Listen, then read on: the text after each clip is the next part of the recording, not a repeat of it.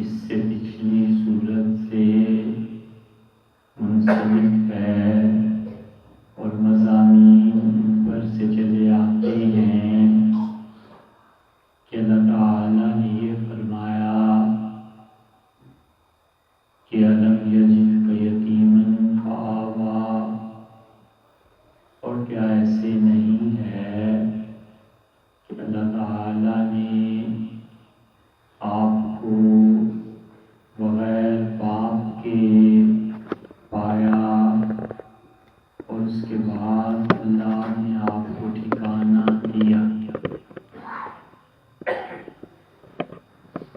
پھر اسی سورہ مبارکہ میں یہ بھی فرمایا کہ کیا ایسے نہیں ہے کہ اللہ نے آپ کے لیے وظاہر رزق کو کم رکھا اور فاغنا، اس کے بعد دنیا کی سب سے بڑی دولت یعنی ایسا دل عنایت فرمایا جو دل ہر طرح کے سوال سے پاک اور مخلوق سے بہت بلند و بالا ہے۔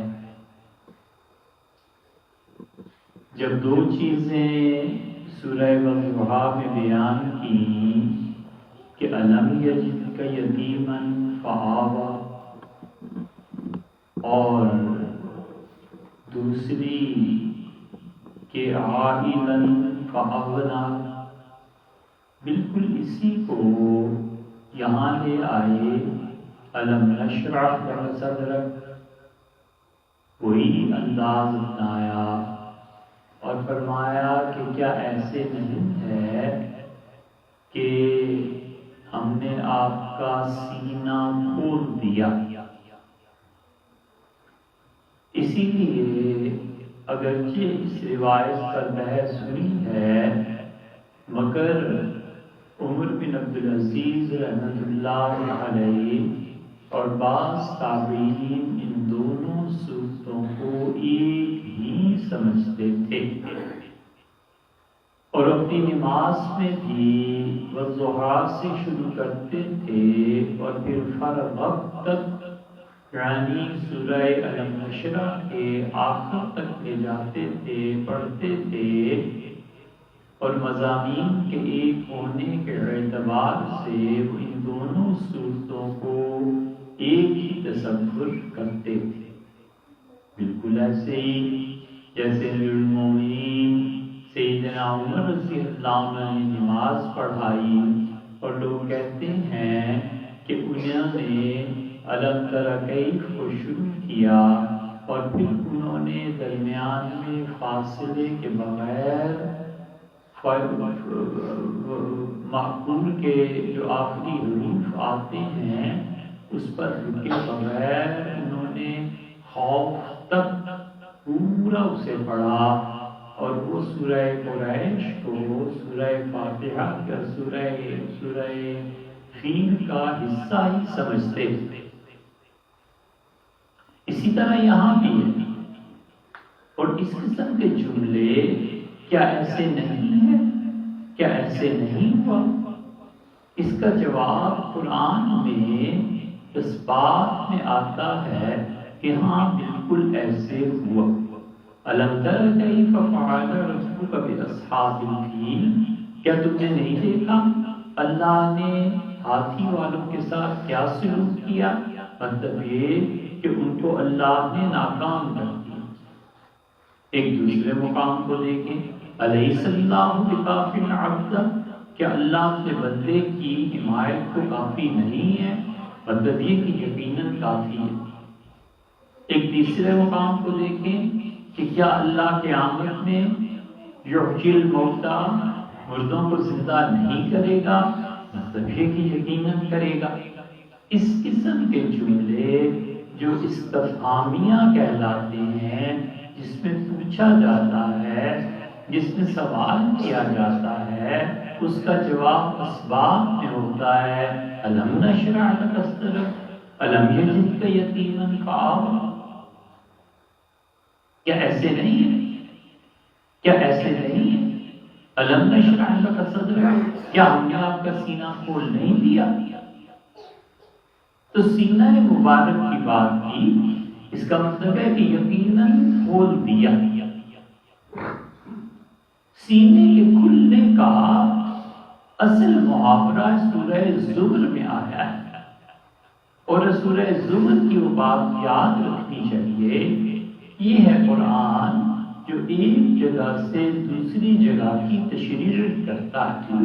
سورہ زمر میں آیا ہے، اللہ تعالیٰ نے فرمایا افمن شرح اللہ صدرہ للاسلام، کیا وہ شخص جس کا سینہ ہم نے اسلام کے لیے کھول دیا ہے اور جس کے دل کو انشراح عطا کیا ہے اسلام کے لیے، کیا اس شخص جیسا ہو سکتا ہے کہ جس انسان کا سینہ تنگ ہو گیا اور حرجن اس کو اتنی تنگی محسوس ہوتی ہے اسلام میں، کأنما یصعد فی السماء، جیسے کسی انسان کو یہ کہا جائے کہ تم آسمان پر چڑھ جاؤ، کسی بڑے پہاڑ پر چڑھ جاؤ، تو پہاڑ پر آہستہ آہستہ چلے گا، اس کا سانس پھولے گا، اسے دشواری محسوس ہوگی، تنگ آ کر اس پہاڑ کی چوٹی پہ جانے کا قصد ترک کر دے گا۔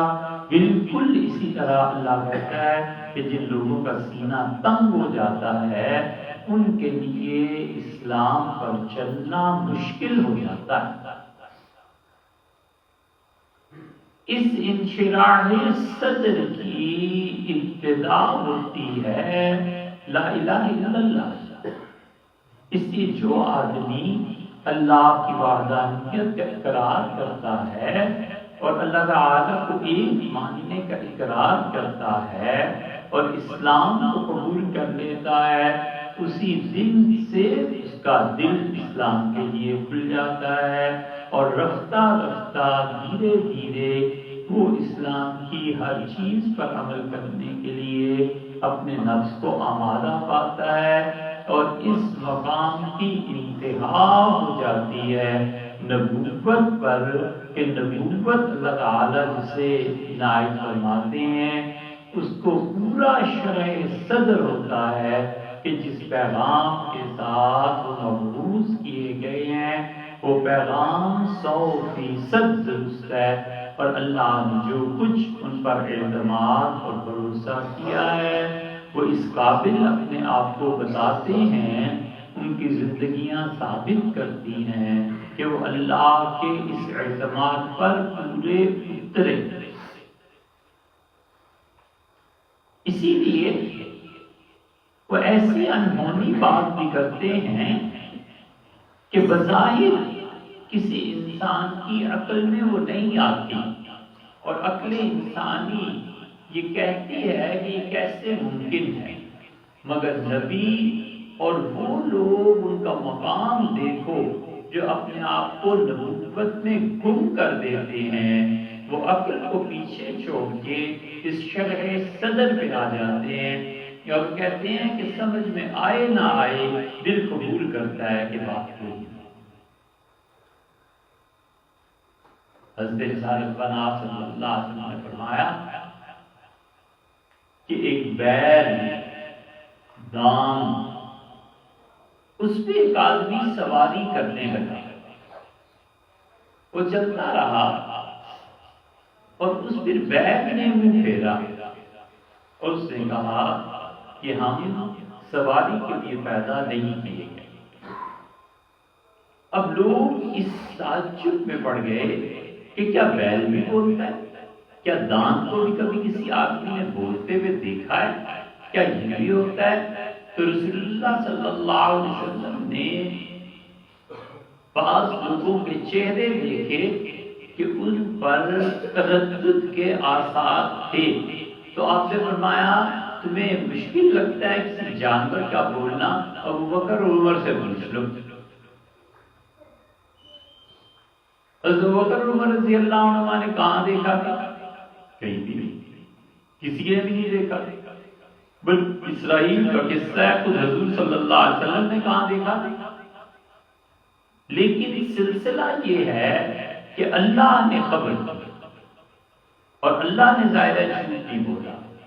جس ہستی کو خبر دی گئی انہوں نے بیان کر دیا کہ یہ جھوٹ نہیں ہے، اور اس ہستی کو شہادت کے لیے آدمی چاہیے تھے، تو ابو بکر عمر رضی اللہ عنہ کا نام لیا، کیونکہ جانتے تھے کہ میری نبوت میں یہ لوگ اپنے آپ کو فنا کر چکے ہیں اور میری نبوت کے مکمل طور پر قائل ہیں، اس لیے فرمایا ان دونوں سے پوچھو.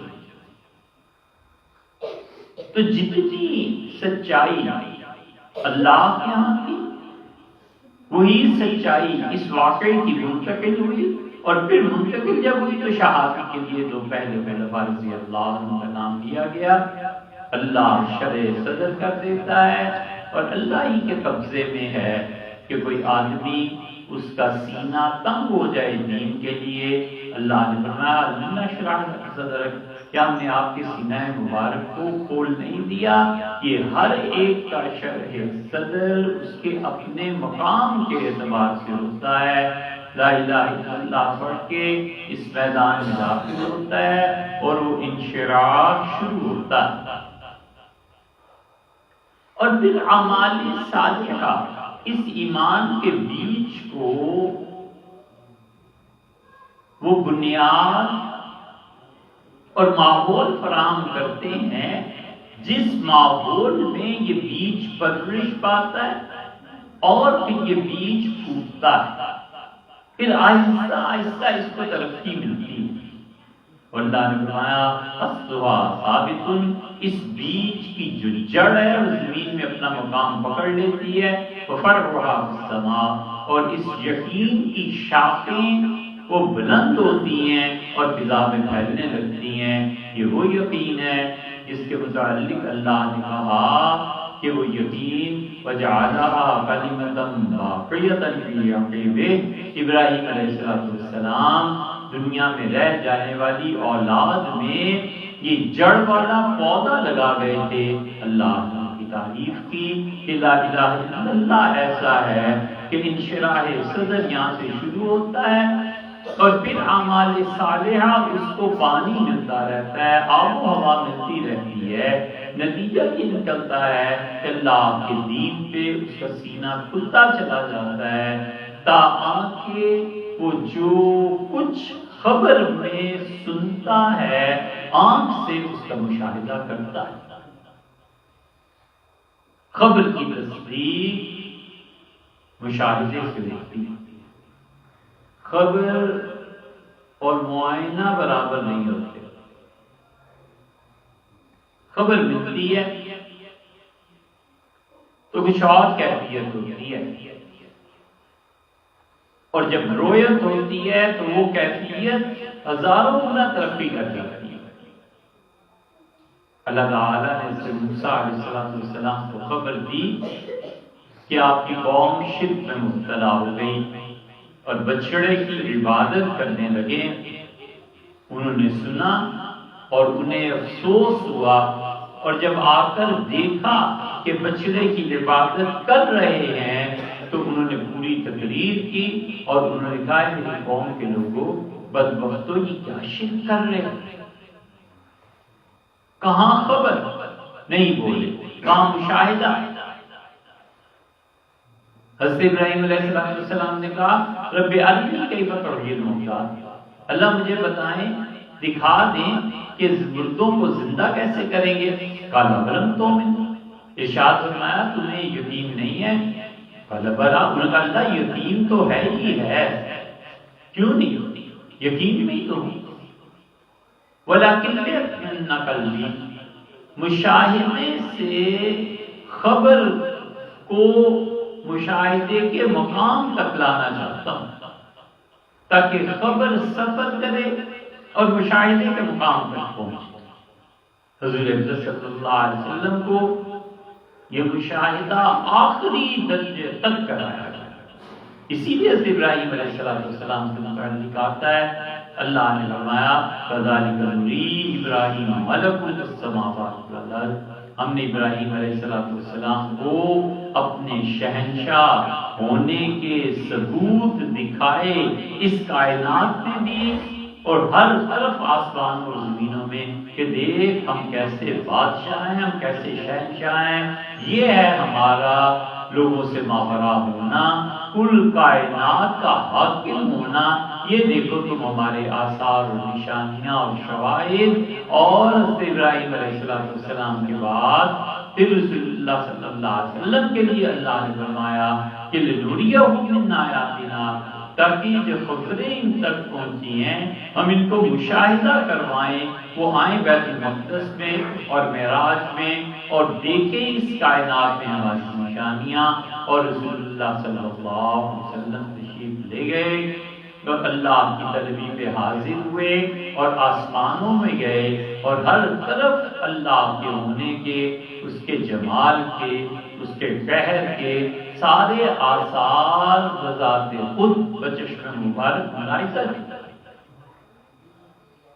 وَوَضَعْنَا عَنْكَ وِزْرَكَ، اور آپ پر جو بوجھ تھا اس کو دور کر دیا۔ اور بوجھ کیسا تھا؟ الذی انقض ظہرک، جس نے آپ کی کمر دوہری کر دی۔ بوجھ کس بات کا تھا؟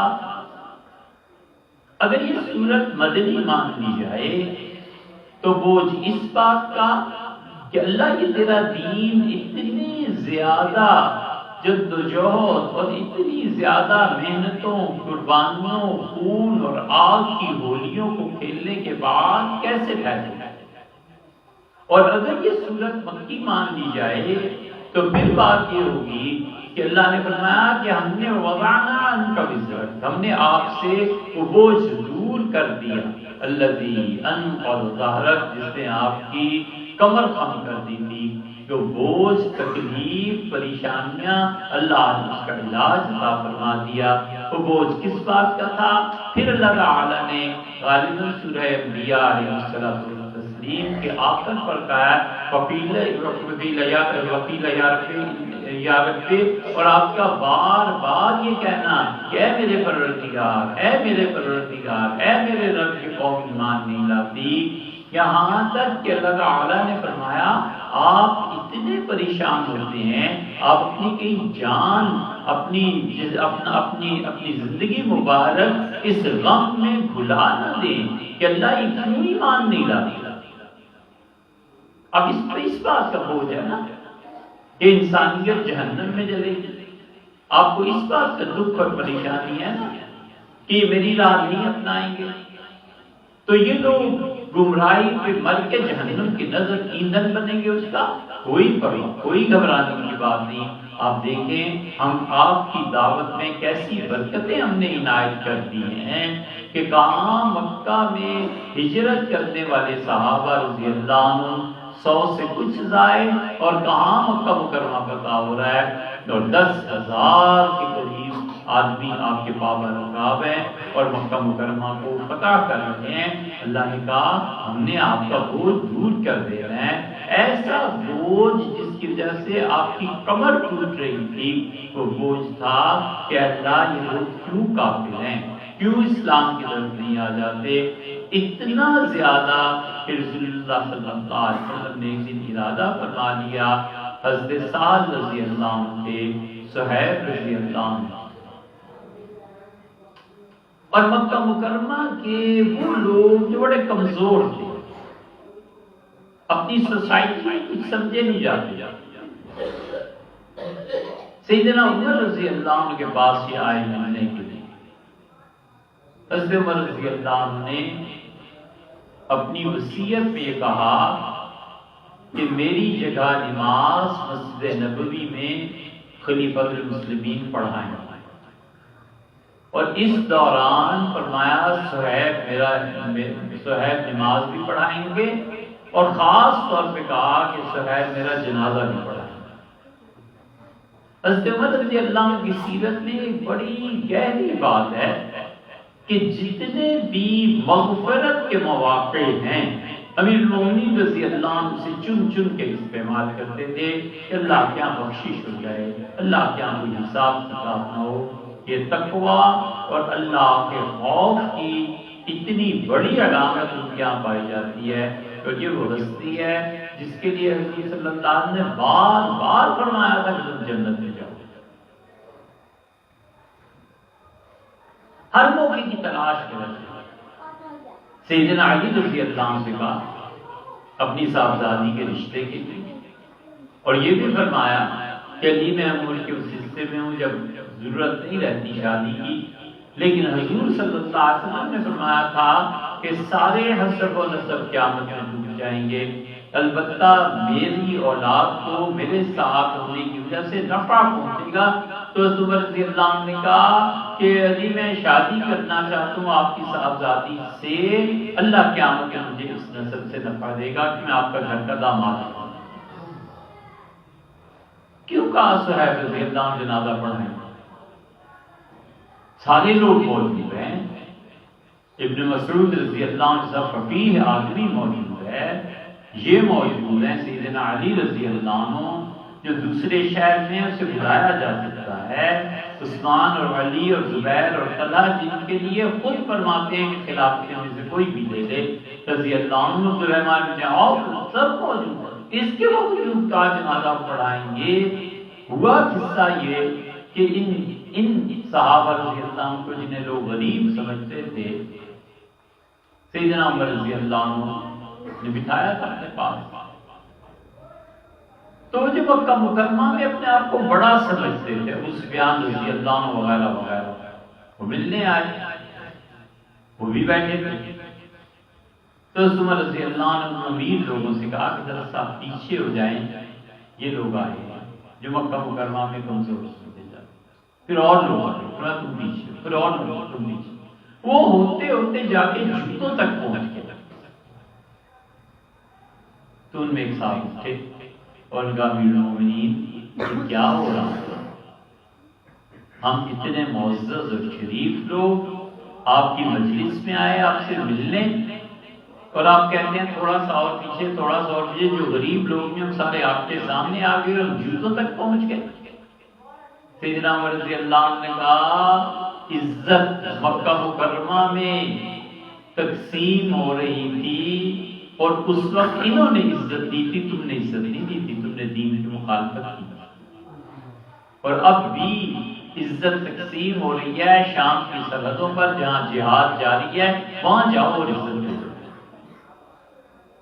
ان لوگوں کے متعلق صہیب رضی اللہ عنہ بھی شامل ہیں. عمر رضی اللہ عنہ سے جو پوچھا تھا اسلام، ان کا صہیب اپنی کمر سے کرتا ہوگا، ان کمر سے کرتا اٹھایا تو داغ پڑے ہوئے تھے. انہوں نے کہا یہ تم جانتے ہو یہ کیا؟ اس سے کہا حضرت ہمیں نہیں معلوم. فرمایا چربی اور خون نے جل کر یہ داغ اس کے جسم پہ ڈالے. اس صہیب پہ یہ ظلم کیا جاتا. مظلوم کی دعا اللہ کے یہاں قبول ہوتی ہے. فرمایا میرا جنازہ یہ پڑھائے گا جو مظلوم، اللہ کے سامنے جب کہے گا کہ میت دینا، تو سیدنا عمر رضی اللہ عنہ کا خیال تھا کہ مظلوموں کی دعا جسے قبول ہوتی ہے، لہذا مجھے ان کی دعا سے حصہ ملے گا، اللہ ان کی بخشش میرے لیے قبول فرمائے. یہ وہ لوگ تھے جو اسلام لائے. حضور صلی اللہ علیہ وسلم کا ارادہ ہوا کہ کسی دن ان لوگوں کو ہٹا کر اور مکہ کے جو بڑے بڑے سرمایہ دار اور اتھارٹیز ہیں ان کو بلا کر کوئی بات کروں. اللہ تعالیٰ نے منع فرمایا. اللہ نے کہا بالکل نہیں، انہیں اپنے اپنی مسجد سے جدا نہیں کرنا. یہ غریب لوگ جب آئیں فقل سلام علیکم، آپ انہیں پہلے پڑھ کے سلام آپ کیجیے. اور کہ یہ انہیں کہ کتب ربکم علی نفسہ الرحمہ، تمہارے پروردگار نے یہ طے کر دی ہے کہ اپنی رحمت میں سے تم غریب لوگوں کو حصہ دیں. یہ وہ چیز وَوَضَعْنَا عَنْكَ وِزْرَكَ الَّذِي أَنقَضَ ظَهْرَكَ، وہ بوجھ آپ سے ہٹا دیا جس بوجھ کی وجہ سے آپ کی کمر مبارک خم ہوئی جا رہی تھی کہ یا اللہ اس دین کا کیا، یا اللہ اس دین کا کیا. پھر رسول اللہ صلی اللہ علیہ وسلم کو خواب دکھائے گئے. انبیاء علیہ السلام کے خواب بھی وہی ہوتے ہیں. دکھایا گیا کہ اس طرح ایران پتہ ہو جائے گا، اس طرح عیسائیوں کے علاقے پتہ ہو جائیں گے. ایک دن اٹھے تو ہنس رہے تھے. ایک صحابیہ رضی اللہ عنہ کہتی ہیں میں نے عرض کیا کہ اللہ کے رسول جناب والا بہت خوش ہیں فرمایا میں نے ابھی دیکھا خواب میں کہ میری امت کے کچھ لوگ ہیں اور سمندر کے سفر پہ نکلے ہوئے ہیں، سمندروں کو عبور کر رہے ہیں اور خدا کا دین مان رہے ہیں۔ یہ سب چیزیں دکھائی دی۔ ایک دن ارشاد فرمایا کہ مجھے آج رات دکھایا گیا زمین کو ایسے جیسے میں اپنے ہاتھ کو دیکھوں، مشارق الارض و مغاربہا، میں نے اس زمین کے مشرق اور مغرب دیکھے اور میرا پیغام اور لا الہ الا اللہ وہاں تک پہنچ گیا۔ سب یہ وہ بوجھ تھا۔ اللہ نے تسلی فرمایا آپ کا بوجھ دور نہیں کرتی، ورفعنا لک ذکرک، اور ہم نے آپ کی یاد کو بلند کیا۔ اللہ نے بتا دیا کہ جہاں کہیں بھی میرا نام آئے گا آپ کا بھی نام آئے گا۔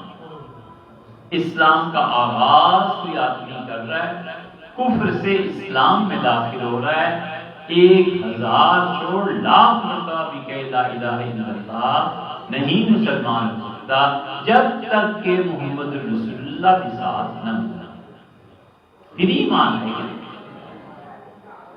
یہ پورا ایمان کیا ہے؟ یہ در حقیقت حضور صلی اللہ علیہ وسلم کی زبان کا نام ہے اور بس۔ انہوں نے فرمایا کہ اللہ ایک ہے، ہم نے کہا حضرت بالکل ٹھیک فرمایا کہ اللہ ایک ہے۔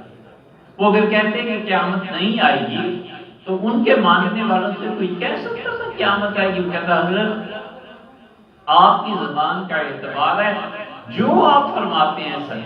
آپ نے فرمایا نہیں آئے گی، نہیں آئے گی۔ آپ نے بتا دیا اللہ ایک ہے، ایک۔ جس جگہ پہ بھی اللہ کا نام آیا اللہ تعالیٰ نے کہا ہم نے آپ کی یاد کو بلند کیا ہے، لوگ ہمیشہ آپ کو یاد رکھیں گے۔ جب بھی پڑھتا ہے اشہد ان لا الہ الا اللہ تو اس کا بھی اقرار کرتا ہے کہ اشہد ان محمدا عبدہ ورسولہ۔ نماز پڑھتا ہے اس میں بھی رسول اللہ صلی اللہ علیہ وسلم پہ درود بھیجتا ہے، پھر ان کی یاد آتی ہے۔ درود اور سلام میں سے رسول اللہ صلی اللہ علیہ وسلم پہ سلام بھیجنا درود سے افضل ہے۔ درود ایک ثواب ہے تو سلام 2 ثواب ہے۔ درود کا 1 درجہ ہے تو سلام کا اس سے بھی اوپر کا درجہ ہے، کیونکہ اللہ تعالیٰ نے فرمایا کہ اللہ اس کے فرشتے حضور صلی اللہ علیہ وسلم پر درود بھیجتے ہیں۔ درود کہتے ہیں کس کو ہیں؟ درود کہتے ہیں فارسی زبان میں رحمت کو، کہ اللہ اس کے فرشتے حضور اقدس صلی اللہ علیہ وسلم پر رحمت بھیجتے ہیں۔ اللہ رحمت بھیجتا ہے اور فرشتے رحمت کی دعا اللہ سے مانگتے ہیں کہ اللہ ان پہ رحمت نازل کرے۔ صلو علیہ، ہمیں حکم ہوا کہ امت والو تم بھی حضور صلی اللہ علیہ وسلم پہ درود بھیجو۔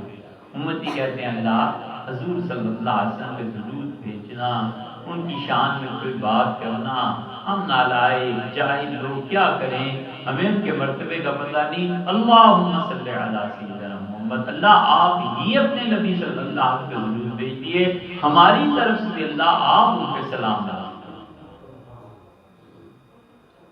اور آخر میں اللہ کہتا ہے وسلموا تسلیما، اور میرے نبی صلی اللہ علیہ وسلم پورا سلام بھیجو۔ یہ نہیں کہا سلام بھیجو، فرمایا پورا سلام بھیجو۔ اس لیے فقہا کہتے ہیں کہ درود کا 1 مرتبہ کہا اور سلام پہ زور دیا وسلموا تسلیما، اور سب سے اچھا سلام حضور اکرم صلی اللہ علیہ وسلم کا ہی ہے، السلام علیکم ایھا النبی ورحمۃ اللہ وبرکاتہ۔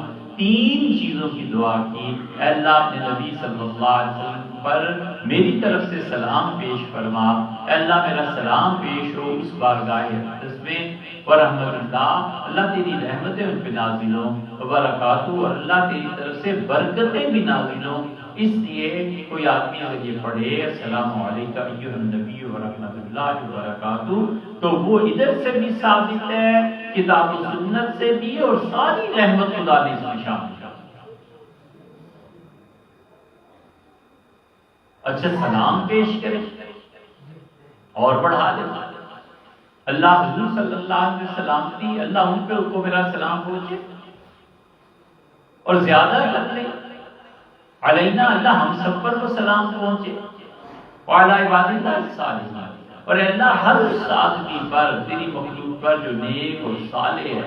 حضور صلی اللہ علیہ وسلم نے کیا فرمایا؟ صحیح بخاری کی روایت میں آتا ہے، صحابہ رضی اللہ عنہ کہتے ہیں کہ ہم جب نماز پڑھتے تھے تو ہم کہتے تھے السلام علی جبرائیل، السلام علیکم ایھا النبی، اے نبی صلی اللہ علیہ وسلم آپ پہ اللہ کی سلامتی نازل ہو، السلام علیکم یا جبرائیل، جبریل تجھ پہ بھی سلامتی، میکائیل تجھ پہ بھی سلامتی، اور ہمارے فلاں دوست پہ بھی اور دوست پہ بھی۔ حضور صلی اللہ علیہ وسلم نے فرمایا جب تم نے کہا نا کہ السلام علینا وعلی عباد اللہ الصالحین، تو آسمانوں سے لے کے زمینوں تک جتنے بھی اللہ کے صالح نیک بندے یا جن ہیں یا روح ہیں، سب تک تمہارا سلام ہے۔ تو اس لیے جنوں پہ بھی سلام ہے، فرشتوں پہ بھی سلام ہو گیا، حضور صلی اللہ علیہ وسلم پہ بھی سلام ہو گیا، ورفعنا لک، ہم نے آپ کی یاد کو بلند کیا۔ اب وہ پڑھے السلام علیکم ایھا النبی ورحمۃ اللہ وبرکاتہ، پڑھتا رہے، دن میں 1000 بار پڑھے، وہ سلام ہے جو درود سے بھی اچھا ہے۔ پورا پڑھ لیتے ہیں السلام علیکم ایھا النبی ورحمۃ اللہ وبرکاتہ، السلام علینا وعلی عباد اللہ الصالحین، خود بھی آ گیا، دوست بھی آ گئے، گھر والے بھی آ گئے، اپنے مشائخ علماء اور سب آ گئے، آسمانوں سے لے کر زمینوں تک کی ساری مخلوق اس میں شامل ہو گئی۔ عرفات میں جاتا ہے، وہاں بھی حضور صلی اللہ علیہ وسلم کے سلام بھیجتا ہے، طواف کرتا ہے، عمرہ کرتا ہے، حضور اقدس صلی اللہ علیہ وسلم کی طرف سے کرتا ہے تو وہاں بھی ان کا ذکر آ گیا، قربانی کرتا ہے وہاں بھی ان کا ذکر آ گیا۔ موفق حنفی تھے رحمہ اللہ، بڑے فقیہ تھے۔ کسی نے ان سے پوچھا کہ حضرت یہ رسول اللہ صلی اللہ علیہ وسلم کی طرف سے حج کرنا کیسا ہے؟ بڑی طویل عمر اللہ نے دی۔ حضرت فرید الدین مسعود شکرگنج رحمۃ اللہ سے پوچھا کسی نے، سماع جو آپ قوالی کہتے ہیں وہ اصل میں بغیر ساز کے کوئی آدمی اچھی آواز والا اللہ کی محبت میں حضور صلی اللہ علیہ وسلم کی تعلیم میں شعر پڑھتا تھا اور مشاعر سنتے تھے، بس یہ تھا۔ کسی نے حضرت سے پوچھا کہ حضرت سماع جائز ہے؟ فرمایا سبحان اللہ، ایک نے سنا، رو پڑا اور فنا ہو گیا، اور دوسرا ابھی تک یہی پوچھ رہا ہے کہ حضرت جائز ہے کہ نہ جائز ہے۔ اتنا فرق پڑ جاتا ہے۔ حضرت رسالت مآب صلی اللہ علیہ وسلم کے معاملے میں سلام بھیجنا، ان کے لیے ایصال ثواب کرنا، تو اس سے کہا حضرت یہ بتائیے کہ حج کرنا جائز ہے یا ناجائز؟ موفق رحمۃ اللہ 120 سال کے تھے جب ان کا انتقال ہوا، انہوں نے کہا پتہ نہیں جائز ہے یا ناجائز، میرا پوچھتے ہو تو میں تو اب تک 80 حج رسول اللہ صلی اللہ علیہ وسلم کی طرف سے کر چکا ہوں۔ مطلب یہ تھا کہ کیسی باتیں کرتی امتیوں میں سے کسی کے اختیار میں ہے کہ جو دولت انہوں نے عنایت فرمائی امت کو، اور امت کے لیے جو دعائیں مانگی، اور امت کی بخشش، اور امت کے ساتھ جو غم اور تعلق تھا، کوئی حق ادا کر سکتا ہے اس کا، اور تم پوچھتے ہو کہ یہ سارے ثواب جائز ہے یا ناجائز ہے؟ ورفعنا لک ذکرک، اور اللہ کے دین میں، دعوت میں، اس میں تنگی پیش آ رہی ہے، کوئی مسئلہ ہی نہیں۔ انما علی المسلمین فإن، یہاں تنگی کے ساتھ آسانی ہے۔ دنیا میں کوئی آدمی ایسا نہیں ہے جسے تنگی اور تکلیف پہنچے اور اس کے ساتھ ہی اس کے لیے آسانی نہ، اور یہ نہیں فرمایا کہ تنگی کے بعد آسانی ہے، فرمایا دشواری کے ساتھ آسانی ہے، بعد میں بھی نہیں، ساتھ ساتھ دشواری آئی، بخار ہو گیا، تکلیف، پریشانی، بیماری آ گئی، ساتھ ہی اس کے یہ ہے کہ تمہارے گناہ بھی معاف ہو گئے۔ تنگی آ گئی، فاقہ لگ گیا، ساتھ ہی یہ آ گیا کہ رسول اللہ صلی اللہ علیہ وسلم تم میں سے جو کم رزق پہ راضی ہو گیا، اللہ قیامت کے دن اس کے تھوڑے اعمال پر راضی ہو جائے۔ تنگی آ گئی، تکلیف آ گئی اور اولاد نہیں ہے، کوئی تنگی اور تکلیف کی بات نہیں، اللہ تعالیٰ غیب سے عزت کے سامان پیدا کرتا ہے۔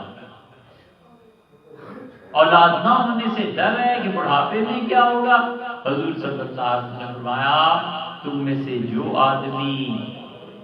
آدمی اپنے معاشرے کے بوڑھوں کی عزت کرتا رہے گا اور تم میں سے جو آدمی اپنے بوڑھوں کی قدر کرتا رہے گا، اللہ اس کے بڑھاپے سے پہلے اسے ایسے لوگ بھیج دے گا جو اس کی قدر اور عزت کرے۔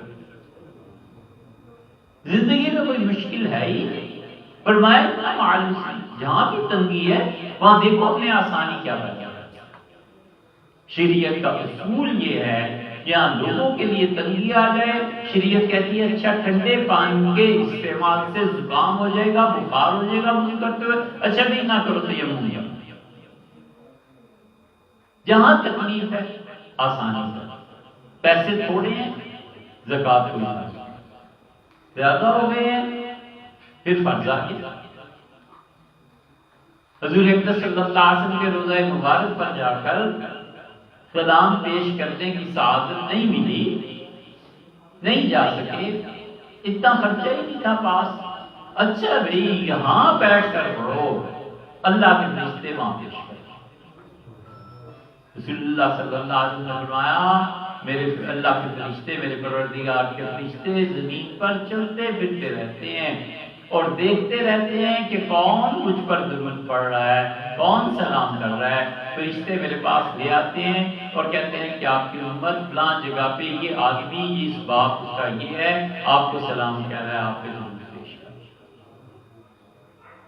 اگر کوئی دقت نہیں، انما العسر یسرا، جہاں بھی تنگی ہے وہاں ہم نے لوگوں کو اس کے ساتھ سہولت دی۔ اللہ تعالیٰ کو ماننے میں، اس کے احکامات کرنے میں تنگی ہے، اللہ نے فرمایا اچھا تنگی ہے، لوگ مارتے ہیں، لوگ حکومت اجازت نہیں دے دی، اپنے گھر میں نماز پڑھ لو، مسجد کو چھوڑو اپنے گھر میں نماز پڑھو، ہر جگہ اللہ نے آسانی۔ پھر فرمایا فَإِذَا فَرَغْتَ فَانصَبْ، اور جب آپ فارغ ہو جائیں تو آپ محنت کیجئے، جد و جہد کیجئے۔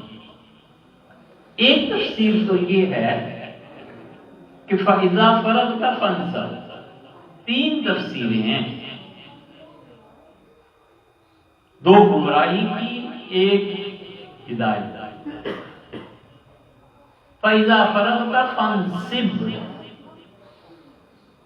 اور جب آپ اللہ کی یاد سے فارغ ہو جائیں، پہلی بات تو یہ کہ کس چیز سے فارغ ہو جائیں؟ حضور صلی اللہ علیہ وسلم کا اٹھنا بھی عبادت، بیٹھنا بھی عبادت، لیٹنا بھی عبادت، کھانا، ہر زندگی کا کام عبادت کی عبادت ہے نا، تو فارغ کس چیز سے ہو جائیں؟ مفسرین لکھتے ہیں کہ اس کا مطلب یہ ہے کہ دین کی جو تبلیغ ہے، یہ جو دین کا کام کرتے ہیں نا علماء اور مولوی صاحبان اور تبلیغ والے اور فلاں، ان سب کو اس آیت کا سوچنا چاہیے۔ اللہ نے بتایا جب آپ لوگوں کو دین کی دعوت دے کر فارغ ہو جائیں، وَإِلَىٰ رَبِّكَ فَارْغَب، اپنے رب کی یاد میں لگ جائیے، اللہ کا ذکر کیجیے۔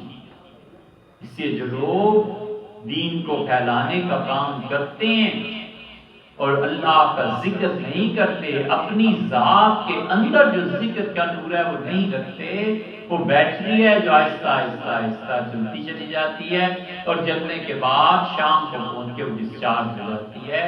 اس لیے کہا حضور صلی اللہ علیہ وسلم سے کہ جب آپ فارغ ہو جائیں، یعنی دین کے کاموں سے، اگرچہ دین کا کام وہ بھی ہے جو تنہائی میں ہے، لیکن خاص طور پہ ضروری ہے کہ اپنے رب سے لو لگاؤ۔ اِلَىٰ رَبِّكَ فَارْغَب،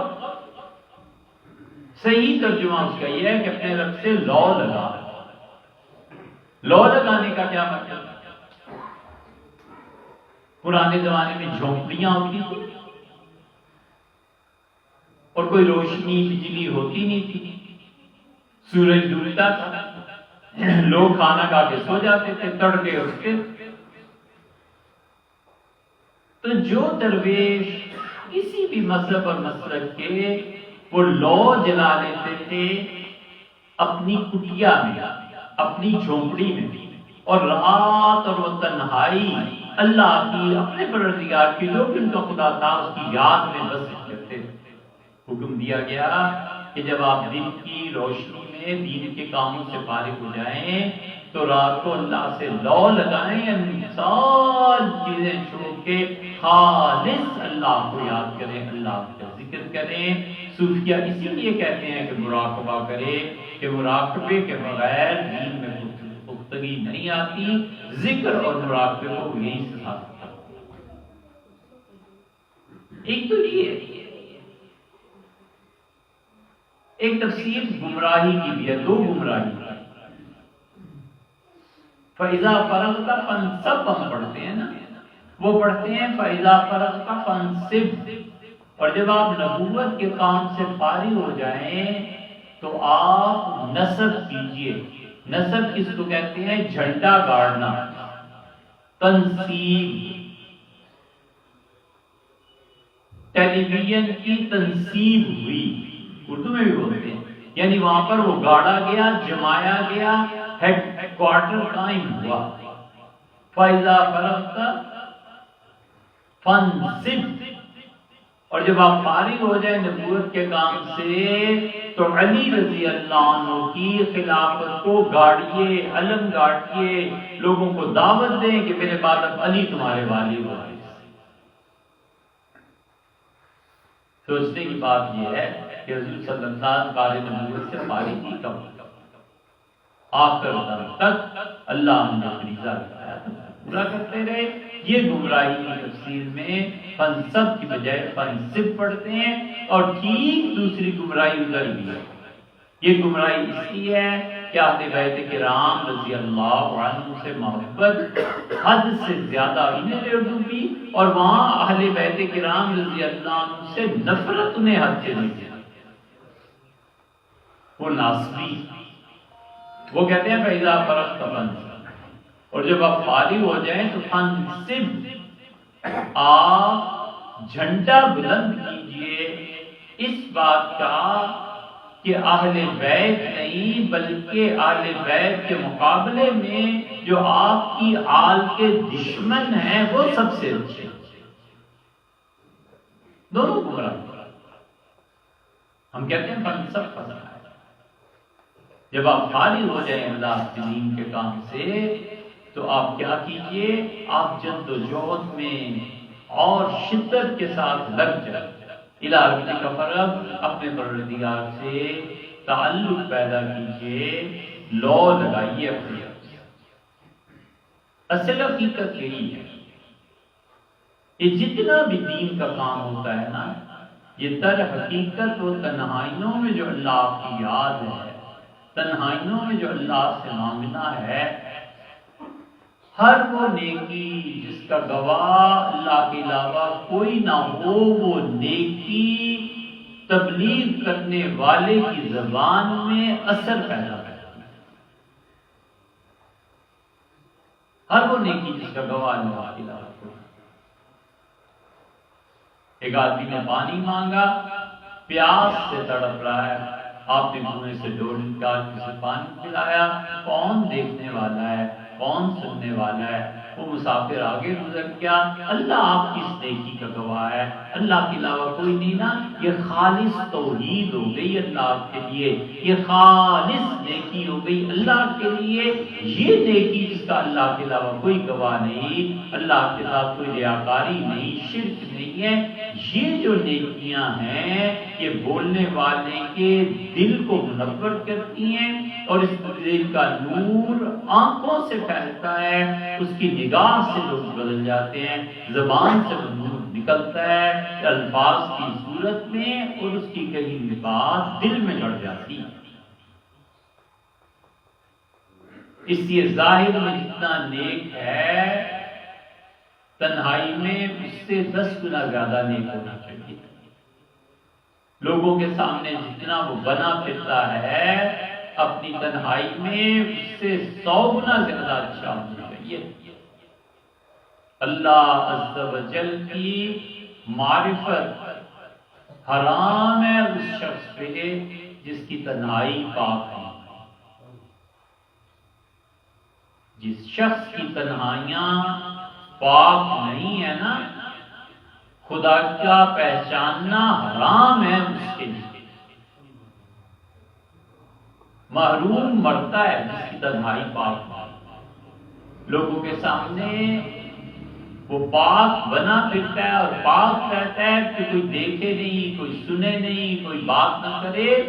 تنہائی میں 100 گنا زیادہ پاک رہنا چاہیے کہ کہیں اللہ دیکھ نہ لے، کہیں اللہ کا قیامت میں کہہ نہ لے، کہیں میرے سامنے نہ آ جائے۔ اللہ کہے یہ تھی تمہاری تنہائی اور یہ تھی تمہاری لوگوں کے سامنے کی زندگی۔ اس لیے تنہائی اللہ کی یاد کے ساتھ، ایمان اللہ کے ساتھ، تعلق اللہ کے ساتھ، مانگنا اسی کے ساتھ، مانگتا رہے، بندگی اختیار کرے۔ یہ مستحب کیا ہے؟ مستحب کو کہتے ہیں جی نفل ہوتا ہے، کر لو تو ثواب ہے، نہ کرو تو عذاب نہیں۔ ارے یار، مستحب کا لفظ حب سے نکلا ہے، اور حب کہتے ہیں محبت کو۔ محبت کا کسی نے کی ہو تو کوئی یہ بھی کہتا ہے کہ محبت میں یہ چیز چھوڑ دوں تو کیا فرق پڑتا ہے، کوئی محبت نہیں کم ہوتی۔ کہتا ہے اور زیادہ کرو، اور زیادہ کرو، تاکہ محبوب پر ثابت ہو جائے کہ میں آپ کے علاوہ کسی کا دیوانہ نہیں۔ مستحب تو اس لیے ہوتا ہے کہ وہ نوکر گھر گیا، آ کر کہا کہ صاحب کام اب کیا کرنا ہے، آج ہفتے کا دن ہے، آ گیا۔ وہ کہتا ہے یا کہتی ہے کہ گھر صاف کرو، جھاڑو پھیرو، یہ کرو، یہ کرو۔ اور دوسرا نوکر یا نوکرانی ہے، وہ ہفتے ہی کے دن آتی ہے، جو کہتی ہے کہ بیوی کیا کام کرنا ہے، وہ کہتی ہے اچھا یہ کرو، کہتی ہے بیوی ایک گھی رکھ لے، بک رہا تھا کہیں تو اتنے روپے کا لے آئی ہوں، میں نے کہا میری مالکن ہے، آپ گھی کھائیں گی خوش ہوں گی، میرے سردار ہیں گھی کھائیں گے خوش ہوں گے۔ تو کرنا اس سے بھی ہوئی ہے، لیکن پیسے بھی لے گی اور مالک کی خوشی بھی لے گی کہ دیکھو اس نے میرا کتنا خیال کیا۔ یہ محبت ہی ہے نا، یہ مستحب ہے۔ صحیح بخاری میں آتا ہے، اللہ تعالیٰ فرماتے ہیں اس بندے کی نیکی لکھو۔ فرشتے کہتے ہیں اس نے تو کوئی نیکی کی ہی نہیں۔ اللہ تعالیٰ فرماتے ہیں کہ اس سے گناہ کا ارادہ کیا تھا کہ آج یہ گناہ کرے گا، ترکت ہو اجلی، اس نے مجھ سے ڈر کے یا میری شرف کی وجہ سے آج یہ گناہ نہیں کیا۔ مجھے حیا آتی ہے کہ بندے نے میری عزت کی اور میں اس کے لیے نیکی نہ لکھوں، وہ میرے احترام میں چھوڑ گیا کہ اللہ نے منع کیا۔ الی ربک فارغب، اپنے رب سے لو لگا، اسی کا نام لے، اسی کے نام جپے، اسی کی صفات کو جپے، اسی کے سامنے سر بسجود ہو، رجھائے تو اللہ کی ذات کے لیے اپنے آپ کو رجھائے۔ جن لوگوں کی تنہائیاں پاک ہوتی ہیں اور اللہ کی محبت میں ڈوبے ہوئے ہوتے ہیں، وہ لوگ ہوتے ہیں جن کی نظر اثر کرتی ہے۔ نگاہ مرد مومن سے بدل جاتی ہیں تقدیریں، ان کی نگاہ سے تقدیر بدل جاتی ہے اور ان کے ہاتھ اٹھتے ہیں۔ اور جب ایسے لوگوں کے ہاتھ اٹھتے ہیں نا، تو جو خادم تو خادم ہوا کرتے ہیں، خادموں کی نسلوں میں بھی نصیب جاگ جاتے ہیں۔ اللہ کہتا ہے اس نے میرے بندے، میرے دوست کی قدر کی ہے، اس کی نسلوں کو بھی ہم فائدہ پہنچائیں۔ علامہ اقبال کو کسی نے خط لکھا، کشمیر کے پیرزادے تھے، آئے، لکھا خط کہ میں 2-3 دن آپ کے پاس رہنا چاہتا ہوں۔ علامہ نے جواب دیا کہ فلاں دن تاریخ ہے، فارغ ہے، آج وہ چلے گئے۔ وہ 2-3 دن چپ رہ کے علامہ اقبال کو دیکھتے رہے، نماز پڑھتے، سب کام پیرزادے۔ جب جانے لگے تو علامہ اقبال نے ان سے کہا کہ پیر صاحب آپ جا رہے ہیں، آپ نے بتایا نہیں کہ آپ دیکھنے کیا ہے۔ ان کا علامہ صاحب میں آپ کی شاعری پڑھتا ہوں، لوگوں کو سناتا ہوں، آپ کے شعر مجھے بہت اچھے لگتے ہیں، ان کا آپ کیا کرتے ہیں؟ انہوں نے کہا حضرت پینشن کھاتا ہوں۔ ان کا پینشن کھانے کا کیا مطلب؟ انہوں نے کہا حضرت بات یہ ہے کہ دادا پردادا نے خدا کے دین کی محنت کی تھی، ہم نالائکوں نے کچھ کیا نہیں، اللہ ان کی وجہ سے رزق بھیجتا رہتا ہے۔ میں سمجھتا ہوں باپ دادے کی پینشن نہیں آ رہی ہے، ورنہ ہم نے کیا کمایا، یہ بڑوں کی کمائی ہے۔ علامہ بڑے حیران ہوئے، انہوں نے کہا اچھا پیرزادہ صاحب کیا؟ انہوں نے کہا میں آپ سے بڑی محبت کرتا ہوں، میں نے بھی اللہ سے دعا کی کہ اللہ اس شخص کا مقام کھول، تو میں نے دیکھا خواب میں کہ حضور صلی اللہ علیہ وسلم نماز کے لیے کھڑے ہوئے، اقامت کہی گئی اور رسول اللہ صلی اللہ علیہ وسلم کے پیچھے دیکھ رہے ہیں، پہلی صف کو پھر دیکھا تو کسی نے پوچھا اللہ کے رسول کس کو دیکھ رہے ہیں؟ تو آپ کھڑے ہو گئے، نماز نہیں پڑھا۔ کسی نے کیا کہ اللہ کے رسول کس کا انتظار ہے؟ تو فرمایا اقبال کا انتظار ہے، نہیں آیا، وہ آئے تو پھر میں نماز پڑھا۔ کہتے ہیں میں یہ دیکھنے آیا تھا کہ آپ اس مقام کے آدمی اس امت میں ہیں، آپ آخر کرتے کیا ہیں؟ علامہ اقبال بولے، انہوں نے کہا میں بھی بڑوں کی پینشن کھا رہا ہوں۔ مطلب یہ کہ جو بڑوں نے نیکیاں کی تھی ہم بس اسی پہ گزارا کر لیں۔ اس لیے جو لوگ تنہائیوں میں اللہ کو یاد کرتے ہیں نا، خدا کے ساتھ لو لگاتے ہیں، ذکر اور مراقبے کرتے رہتے ہیں، وہ تو ان کے جاننے والے تو درکنار نسلوں کو اللہ نواز دیتا ہے، بتاتا ہے کہ جس نے میرے دوست کے ساتھ اچھائی کی ہم اسے تو کیا اس کی نسلوں کو بھی رکھ دیں۔ یہ ہے بھائی لاغی کا فرغت اپنے پروردگار کی طرف جد و جہد کے بعد، سارے کاموں کے بعد جب تنہائی مل جائے تو اللہ کا ذکر کر، اللہ کو یاد۔ دعا